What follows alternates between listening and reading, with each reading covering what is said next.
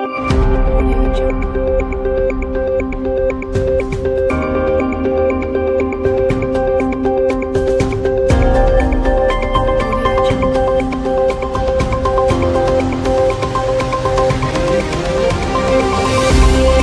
अटल जी की जन्म दिवस पर मैं उनको श्रद्धांजलि देता हूं और उनके इस देश के लिए एक बहुत बड़े योगदान के रूप में जो सुशासन की एक व्यवस्था को उनने आगे बढ़ाने के लिए जो काम किया, उसके लिए ये देश सदैव अटल जी को स्मरण करता रहेगा। और हम सब लोगों का ये सौभाग्य है कि अटल जी हिमाचल को अपना घर मानते थे।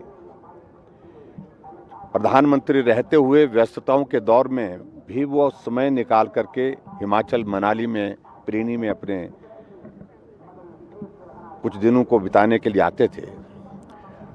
और वहाँ हिमाचल के बारे में चिंतन करना, देश के बारे में चिंतन करना, हिमाचल की कठिनाइयों को करीबी से समझना, वहाँ पर लेखन करना, कविताएं लिखना और कविताएं सुनाना हमेशा एक कार्यक्रम का एक हिस्सा रहता ही था जब भी वो मनाली के प्रवास पर आते थे। और यहाँ तक कि प्रधानमंत्री के दायित्व पर रहने के दौरान भी आज अटल टनल रोहतांग में कह सकता हूँ उनका एक स्वप्न है जो साकार हुआ है।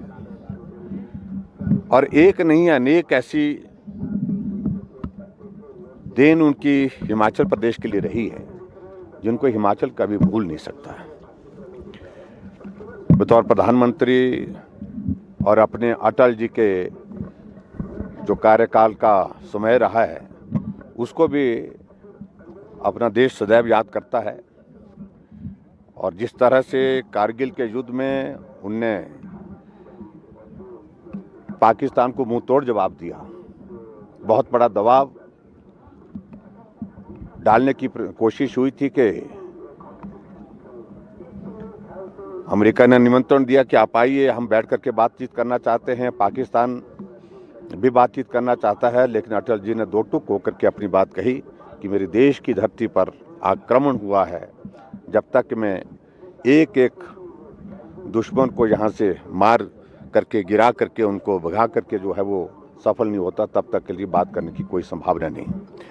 तो ऐसे में मैं कह सकता हूँ एक पराक्रमी,